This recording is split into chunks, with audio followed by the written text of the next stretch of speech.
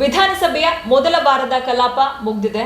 ಮೊದಲ ವಾರದ ಕಲಾಪದ 4 ದಿನಗಳು ಕೂಡ ವಾಲ್ಮೀಕಿ ನಿಗಮದ ಹಗರಣದ ಕುರಿತಾದ ಚರ್ಚೆಯಲ್ಲೇ ಕಳೆದು ಹೋಯಿತು. ಇನ್ನು ಈ ಹಗರಣದ ಕುರಿತಾಗಿ ವಿಪಕ್ಷಗಳಾದ ಬಿಜೆಪಿ ಹಾಗೆ ಜೆಡಿಎಸ್ ಸಿಎಂ ಸಿದ್ದರಾಮಯ್ಯನವರ ರಾಜೀನಾಮೆಗೆ ಆಗ್ರಹಿಸಿ ಪಟ್ಟನ್ನ ಹಿಡಿದಿದ್ವು. ಇದೇ ವಿಚಾರಕ್ಕೆ ಸಂಬಂಧಪಟ್ಟಂತೆ ನಿನ್ನೆ ಹಾಗೆ ಇವತ್ತು ಸದನದ ಬಾವಿಗಿಳಿದು ಉಭಯ ಪಕ್ಷಗಳ ನಾಯಕರು ಪ್ರತಿಭಟನೆಯನ್ನು ಕೂಡ ನಡೆಸಿದ್ರು.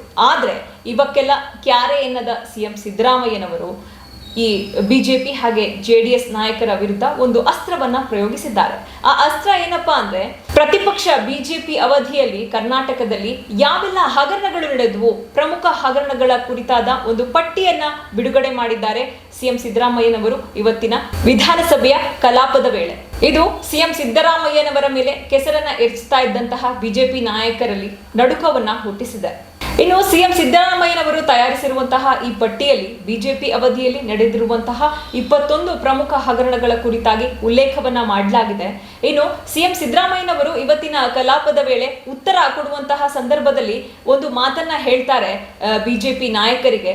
ನಿಮ್ಮ ಅಧಿಕಾರಾವಧಿಯಲ್ಲಿ ಯಾವೆಲ್ಲ ಹಗರಣಗಳಾಗಿದ್ದಾವೋ ಅದನ್ನೆಲ್ಲ ನಾನು ಬಯಲಿಗೆ ಎಳೆದೇ ತೀರುತ್ತೇನೆ. ನಿಮ್ಮೆಲ್ಲರ ಅಧಿಕಾರಾವಧಿಯಲ್ಲಿ ನಡೆದಿದ್ದಂತಹ ಹಗರಣಗಳೆಲ್ಲವನ್ನು ನಾನು ಬಯಲಿಗೆಳುತ್ತೇನೆ, ನಾನಂತೂ ಸುಮ್ಮನೆ ಇರೋದಿಲ್ಲ ಎನ್ನುವಂತಹ ದಿಟ್ಟ ಮಾತನ್ನು ಕೂಡ ಸಿಎಂ ಸಿದ್ದರಾಮಯ್ಯನವರು ಇದೇ ವೇಳೆ ಹೇಳಿದ್ದಾರೆ ಇವತ್ತು. ಅಷ್ಟೇ ಅಲ್ಲ, ಸಿಎಂ ಸಿದ್ದರಾಮಯ್ಯನವರು ಇದೇ ವೇಳೆ 21 ಹಗರಣಗಳ ಪಟ್ಟಿ ಏನ್ ಮಾಡ್ಕೊಂಡಿದ್ದಾರೆ ಅದನ್ನ ಸವಿಸ್ತಾರವಾಗಿ ಓದಿ ಹೇಳಿದ್ರು ಇವತ್ತಿನ ಕಲಾಪದಲ್ಲಿ.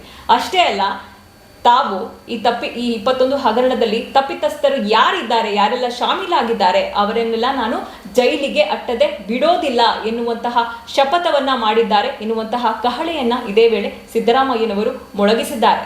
ಹಾಗಾದ್ರೆ ಸಿಎಂ ಸಿದ್ದರಾಮಯ್ಯನವರ ಲಿಸ್ಟ್ ನಲ್ಲಿರುವಂತಹ ಆ 21 ಹಗರಣಗಳ ಪಟ್ಟಿಯಲ್ಲಿ ಯಾವೆಲ್ಲ ಸ್ಕ್ಯಾಮ್ಗಳಿದಾವೆ, ಬಿಜೆಪಿ ಅಧಿಕಾರಾವಧಿಯಲ್ಲಿ ನಡೆದಂತಹ ಸ್ಕ್ಯಾಮ್ಗಳು ಎನ್ನುವಂಥದ್ದನ್ನ ನೋಡೋದಾದ್ರೆ ಮೊದಲಿಗೆ ಎಪಿಎಂಸಿ ಹಗರಣ. ಈ ಎಪಿಎಂಸಿ ಹಗರಣ 2020 ಹಾಗೆ 2021ನೇ ಅವಧಿಯಲ್ಲಿ ನಡೆದಿತ್ತು. ಆ ಟೈಮ್ನಲ್ಲಿ BS ಯಡಿಯೂರಪ್ಪನವರು ಮುಖ್ಯಮಂತ್ರಿಯಾಗಿದ್ರು. ಆ ವೇಳೆ ಎಪಿಎಂಸಿ ವ್ಯಾಪ್ತಿಗೆ ಬರುವಂತಹ ಸಹಕಾರ ಇಲಾಖೆಯ ಸಚಿವರಾಗಿ ಬಸವರಾಜ ಬೊಮ್ಮಾಯಿ ಅವರು ಇದ್ರು. ಈ ಹಗರಣದ ಒಟ್ಟು ಮೊತ್ತ 47.16 ಕೋಟಿ. ಎರಡನೇದಾಗಿ ಬೋವಿ ಅಭಿವೃದ್ಧಿ ನಿಗಮದಲ್ಲೂ ಕೂಡ ಸ್ಕ್ಯಾಮ್ ಆಗಿದೆ ಎನ್ನುವಂತಹ ಮಾಹಿತಿಯನ್ನ ಸಿಎಂ ಸಿದ್ದರಾಮಯ್ಯನವರು ನೀಡಿದ್ದಾರೆ. ಈ ಸ್ಕ್ಯಾಮ್ ಆಗಿರೋದು 2021 ಹಾಗೆ 2022ನೇ ಇಸ್ವಿಯಲ್ಲಿ. ಆ ಟೈಮ್ನಲ್ಲಿ ಬಸವರಾಜ ಬೊಮ್ಮಾಯಿ ಅವರು ಮುಖ್ಯಮಂತ್ರಿಯಾಗಿದ್ರು. ಈ ಹಗರಣದ ಒಟ್ಟು ಮೊತ್ತ 87 ಕೋಟಿಗೂ ಹೆಚ್ಚು ಅಂತ ಪಟ್ಟಿಯಲ್ಲಿ ಉಲ್ಲೇಖ ಮಾಡಲಾಗಿದೆ.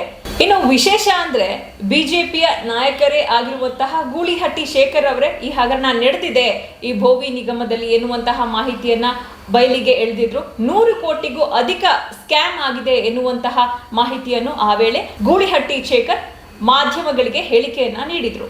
ಇನ್ನು ಮೂರನೇದಾಗಿ ದೇವರಾಜ ಅರಸು ಟ್ರಕ್ ಟರ್ಮಿನಲ್ ನಲ್ಲೂ ಕೂಡ ಸ್ಕ್ಯಾಮ್ ಆಗಿದೆ ಎನ್ನುವಂತಹ ಮಾಹಿತಿಯನ್ನ ಸಿಎಂ ಸಿದ್ದರಾಮಯ್ಯನವರು ಓದಿ ಹೇಳಿದ್ರು.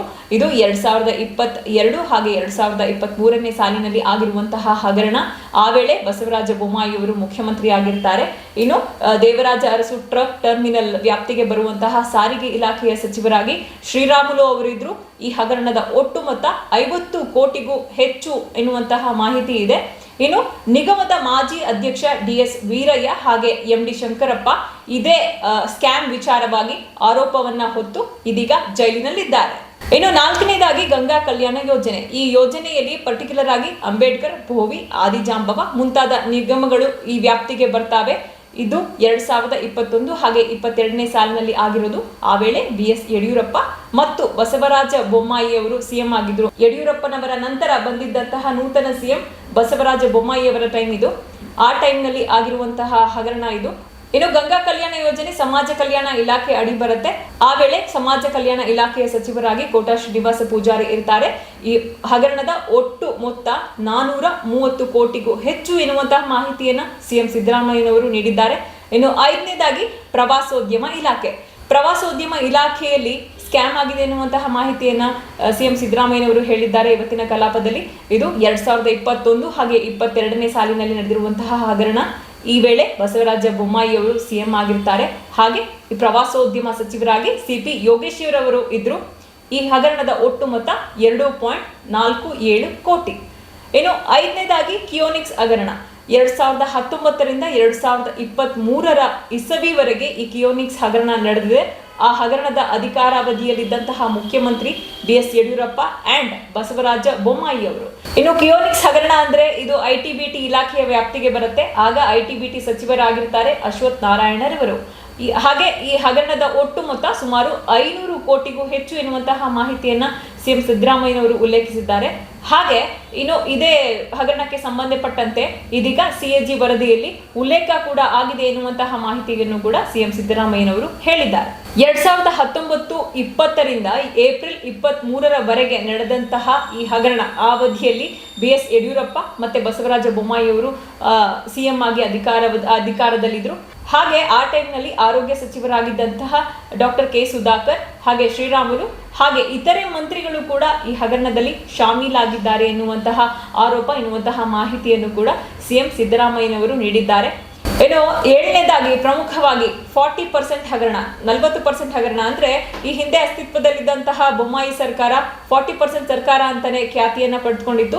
2019-2020ನೇ ಇಸ್ವಿಯಿಂದ ಏಪ್ರಿಲ್ 23ರವರೆಗೆ BS ಯಡಿಯೂರಪ್ಪ ಮತ್ತು ಬಸವರಾಜ ಬೊಮ್ಮಾಯಿ ಅವರ ಟೈಮ್ನಲ್ಲಿ ಈ ಹಗರಣ ಆಗಿರೋದು. ಈ ಹಗರಣದಲ್ಲಿ ಅಭಿವೃದ್ಧಿ ಇಲಾಖೆ ಹಾಗೂ ಕಾಮಗಾರಿಗಳು, ಸರಕು ಮತ್ತು ಸೇವೆಗಳನ್ನು ಒದಗಿಸಿದಂತಹ ಸಚಿವರು ಮತ್ತು ಅಧಿಕಾರಿಗಳು ಈ ಸ್ಕ್ಯಾಮ್ನಲ್ಲಿ ಭಾಗಿಯಾಗಿದ್ದಾರೆ ಎನ್ನುವಂತಹ ಆರೋಪವನ್ನ ಸಿದ್ದರಾಮಯ್ಯನವರು ಮಾಡಿದ್ದಾರೆ. ಇನ್ನು ಬಿಜೆಪಿಯ ಬಸನಗೌಡ ಪಾಟೀಲ್ ಯತ್ನಾಳ್ ಅವರು 40,000 ಕೋಟಿಗೂ ಹೆಚ್ಚು ಹಗರಣ ನಡೆದಿದೆ ಅಂತ ಹೇಳಿಕೆಯನ್ನ ಕೊಟ್ಟಿದ್ರು. ಬಿಜೆಪಿಯ ಮತ್ತೊಬ್ಬ ಸದಸ್ಯರಾದಂತಹ H ವಿಶ್ವನಾಥ್ ಮತ್ತು ಗೂಳಿಹಟ್ಟಿ ಶೇಖರ್ ಅವರು ಭದ್ರಾ ಮೇಲ್ದಂಡೆ ಯೋಜನೆಯಡಿ 2,000 ಕೋಟಿಗೂ ಹೆಚ್ಚು ಹಗರಣ ನಡೆದಿದೆ ಅಂತ ಹೇಳಿಕೆಯನ್ನು ಕೂಡ ಕೊಟ್ಟಿದ್ರು. ಈ ಕುರಿತು ಜಸ್ಟಿಸ್ ನಾಗಮೋಹನ್ ದಾಸ್ ಹಾಗೂ justice John Michael D Cunha ನೇತೃತ್ವದಲ್ಲಿ ತನಿಖೆ ಕೂಡ ನಡೀತಾ ಇದೆ. ಗುತ್ತಿಗೆದಾರ ಸಂಘದವರು ರಾಷ್ಟ್ರಪತಿಗಳಿಗೆ ದೂರನ್ನು ಕೂಡ ಕೊಟ್ಟಿದ್ರು. ಬೆಳಗಾವಿ ಜಿಲ್ಲೆಯ ಸಂತೋಷ್ ಪಾಟೀಲ್ ಆತ್ಮಹತ್ಯೆ ಮಾಡಿಕೊಂಡಿದ್ದರು. ಸಚಿವರಾಗಿದ್ದ KS ಈಶ್ವರಪ್ಪ ಕೂಡ ರಾಜೀನಾಮೆ ನೀಡಿದ್ರು ಇದೇ 40% ವಿಚಾರವಾಗಿ ಎನ್ನುವಂತಹ ಆರೋಪವನ್ನು ಕೂಡ CM ಸಿದ್ದರಾಮಯ್ಯನವರು ಇವತ್ತಿನ ವಿಧಾನಸಭೆಯ ಕಲಾಪದಲ್ಲಿ ಹೇಳಿದ್ರು. ಇನ್ನು 8ನೇದಾಗಿ PSI ಮತ್ತು ಇತರೆ ನೇಮಕಾತಿ ಹಗರಣ 2019-20ರಿಂದ 2022-23ನೇ ಇಸವಿವರೆಗೆ ನಡೆದಂತಹ ಹಗರಣ ಇದು.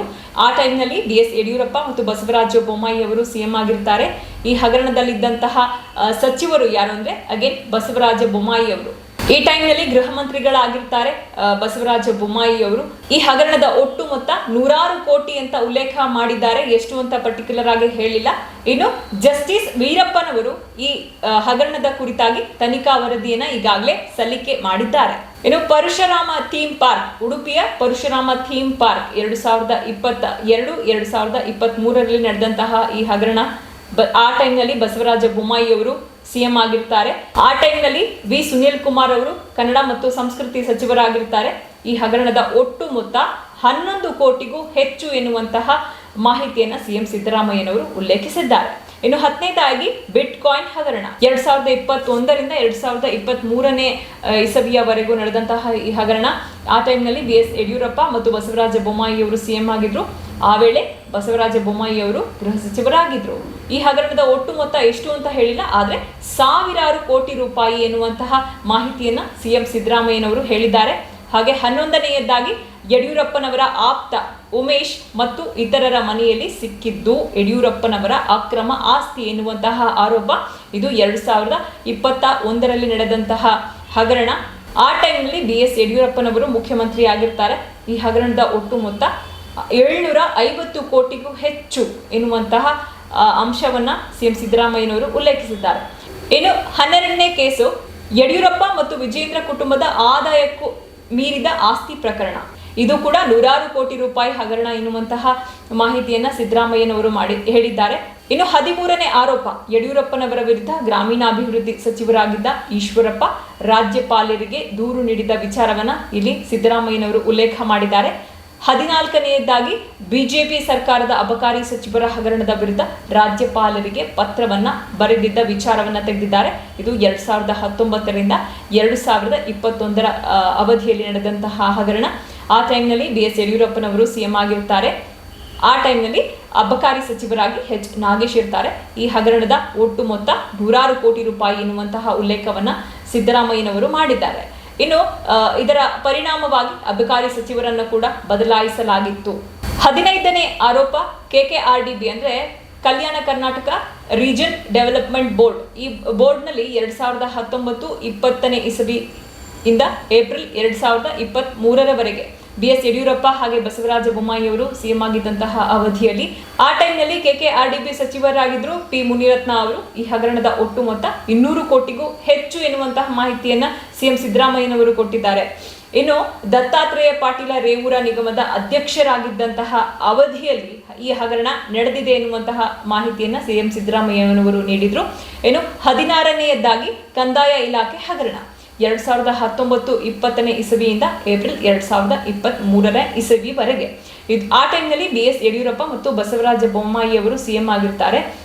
ಆಗ ಕಂದಾಯ ಇಲಾಖೆ ಸಚಿವರಾಗಿ R ಅಶೋಕ್ ಅವರು ಇರ್ತಾರೆ. ಶೃಂಗೇರಿಯ sub registrar HS Chaluvaraju R Ashok ಕಂದಾಯ ಸಚಿವರಾಗಿದ್ದಾಗ ಅವರ ಆಪ್ತ ಸಹಾಯಕರು ಲಂಚ ಕೇಳಿದ ಪ್ರಕರಣ ಹಾಗೂ R ಅಶೋಕ್ ಅವರ ಮೇಲೆ ಭೂ ಅಕ್ರಮಕ್ಕೆ ಸಂಬಂಧಪಟ್ಟಂತೆ ಪ್ರಕರಣ ಸುಪ್ರೀಂ ಕೋರ್ಟ್ನಲ್ಲಿದೆ. ಇನ್ನು ಪ್ರಕರಣ ಸುಪ್ರೀಂ ಕೋರ್ಟ್ನಲ್ಲಿ ಪೆಂಡಿಂಗ್ ಇದ್ರೂ ಕೂಡ ಚುನಾವಣಾ ಅಫಿಡವಿಟ್ನಲ್ಲಿ ಈ ಕ್ರಿಮಿನಲ್ ಕೇಸ್ ಕುರಿತು ಯಾವುದೇ ಮಾಹಿತಿಯನ್ನ ಸಲ್ಲಿಸಿಲ್ಲ R ಅಶೋಕ್ ಅವರು ಎನ್ನುವಂತಹ ಉಲ್ಲೇಖವನ್ನು ಕೂಡ ಸಿದ್ದರಾಮಯ್ಯರವರು ಮಾಡಿದ್ರು.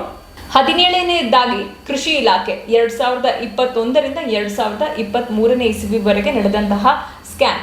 ಆ ಟೈಮ್ನಲ್ಲಿ ಬಸವರಾಜ ಬೊಮ್ಮಾಯಿ ಅವರು ಸಿಎಂ ಆಗಿರ್ತಾರೆ.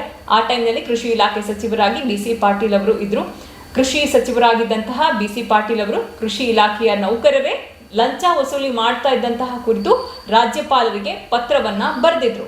18ನೇದಾಗಿ ಅಂಗನವಾಡಿಗಳಿಂದ ಗರ್ಭಿಣಿಯರು ಮತ್ತು ಮಕ್ಕಳಿಗೆ ಮಾತೃಪೂರ್ಣ ಯೋಜನೆಯಿಂದ ನೀಡಲಾಗ್ತಾ ಇದ್ದಂತಹ ಮೊಟ್ಟೆ ಹಗರಣ. ಇದು 2019-2021 ಇಸವಿಯಲ್ಲಿ ಆದಂತಹ ಹಗರಣ.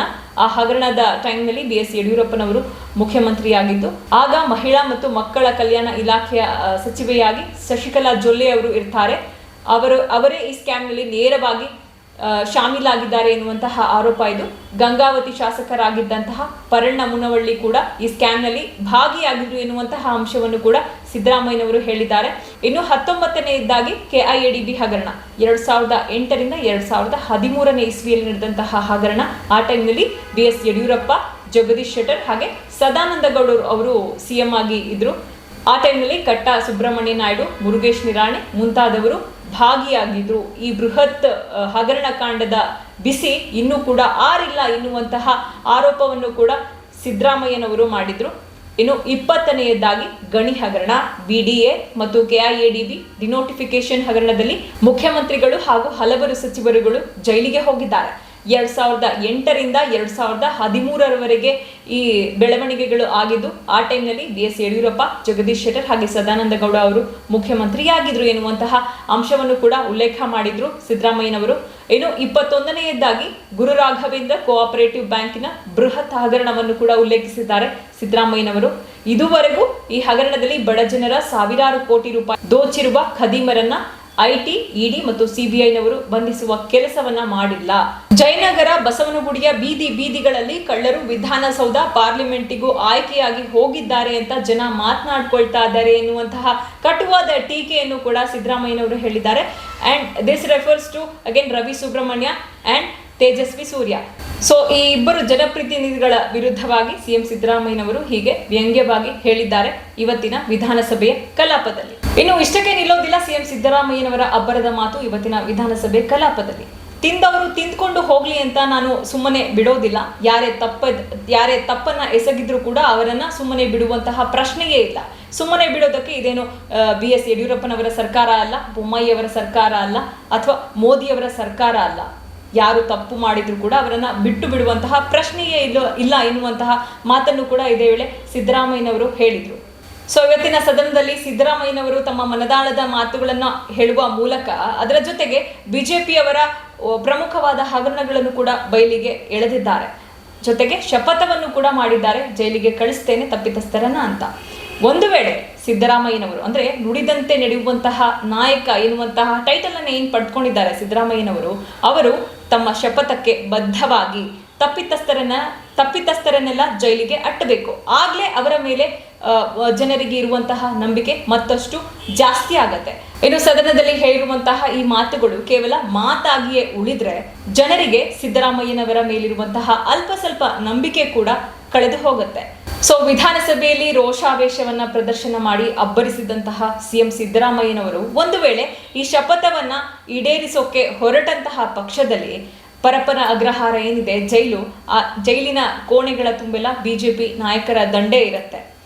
ಆದ್ರೆ ಸಿದ್ದರಾಮಯ್ಯನವರ ಈ ಮಾತು ಸದನದಲ್ಲಿ ಏನ್ ಆಡಿದ್ದಾರೆ ಅದು ಕೇವಲ ಮಾತಾಗೆ ಉಳಿದ್ರೆ ಅದು ರಾಜ್ಯದ ಜನತೆ ಏನು ಸಿದ್ದರಾಮಯ್ಯನವರ ಮೇಲೆ ಒಂದು ನಂಬಿಕೆಯನ್ನ ಇಟ್ಕೊಂಡಿದ್ದಾರೆ, ನುಡಿದಂತೆ ನಡೆಯುವಂತಹ ನಾಯಕ ಎನ್ನುವಂತಹ ಟೈಟಲ್ ಅನ್ನು ಕೂಡ ಕೊಟ್ಟಿದ್ದಾರೆ ಸಿದ್ದರಾಮಯ್ಯನವರಿಗೆ, ಅದು ಹುಸಿಯಾಗತ್ತೆ.